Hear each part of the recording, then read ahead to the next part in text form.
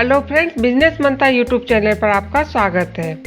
Business मंत्रा के माध्यम से हम new business idea, motivation, career, marketing, earn money आदि के बारे में जानकारी देते हैं।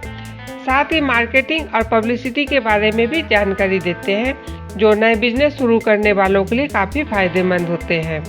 आज हम क्लॉथ से संबंधित बिजनेस के बारे में जानकारी दे रहे हैं।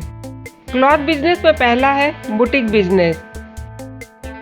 बुटीक का मतलब सिर्फ कपड़ों की कटिंग या सिलाई नहीं है, बल्कि यह व्यक्ति के पूरे पर्सनैलिटी को निखारने का पर्याय है।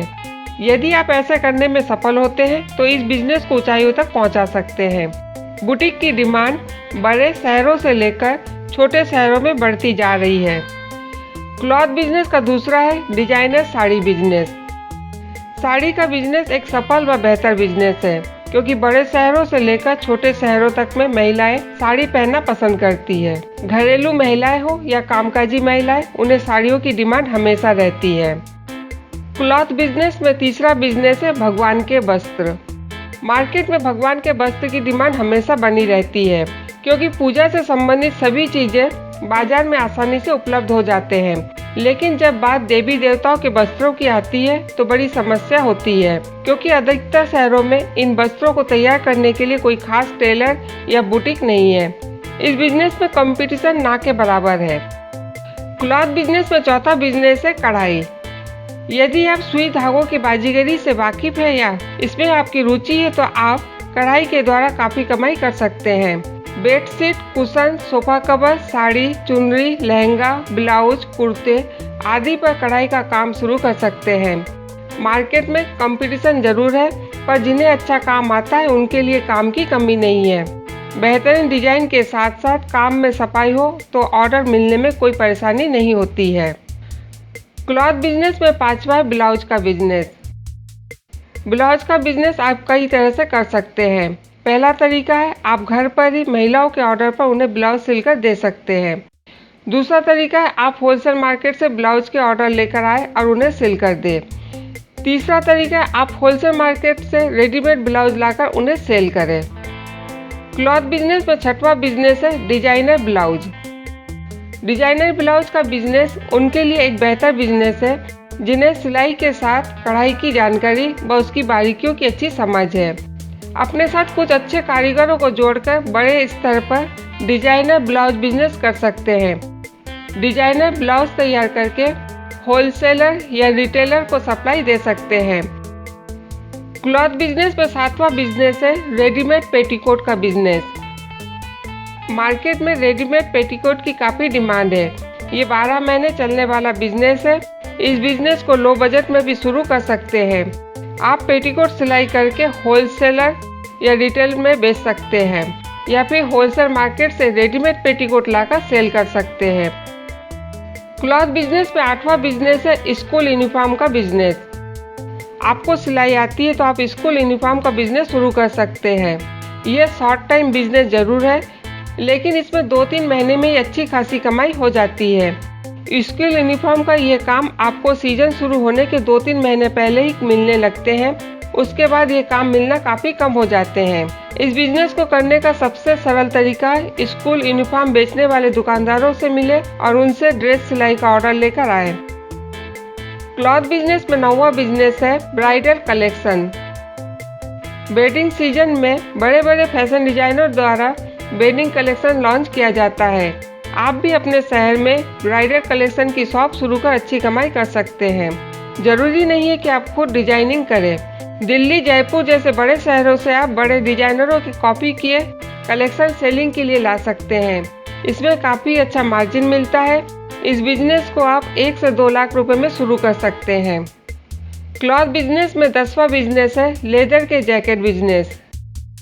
यंग जनरेशन में ठंड के दिनों में जैकेट पहनना एक फैशन बन गया है। सिर्फ ठंड से बचाव ही नहीं, स्मार्ट और सुंदर नजर आने के लिए भी हर युवा लेदर जैकेट पहनना पसंद करते हैं।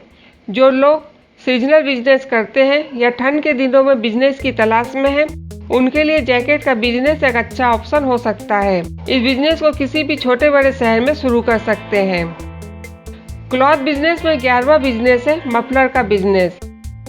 विंटर सीजन में ये अच्छी कमाई देने वाला बिजनेस है। यदि आप किसी नए बिजनेस शुरू करने की सोच रहे हैं तो आप कम बजट में मफलर का बिजनेस आपके लिए एक अच्छा ऑप्शन हो सकता है। पिछले कुछ सालों में मफलर बिजनेस में काफी बूम आया है, जिसके चलते मफलर का यूनिट लगाना काफी फायदेमंद हो सकता है। क्लॉथ बिजनेस में 12वां बिजनेस है टी शर्ट का बिजनेस। जो भाई ऐसे बिजनेस करने की तलाश में है जिसकी मार्केट में डिमांड हो और कम पैसों में भी शुरू किया जा सके, उनके लिए टी शर्ट का बिजनेस एक अच्छा ऑप्शन है। आज के समय में टी शर्ट का बिजनेस करना काफी प्रॉफिटेबल बिजनेस बन गया है। छोटे हो बड़े, मेल हो या फीमेल, सभी में टी शर्ट पहनने का फैशन बढ़ा है, जिसके चलते मार्केट में टी शर्ट की डिमांड दिन प्रतिदिन बढ़ती जा रही है। टी शर्ट का बिजनेस आप बड़े बजट या छोटे बजट में कर सकते हैं। जहां एक और महंगे टी शर्ट की डिमांड है, वहीं कम दाम वाले टी शर्ट की भी काफी डिमांड है। क्लॉथ बिजनेस में 13वां बिजनेस है बच्चों के रेडीमेड कपड़ों का बिजनेस।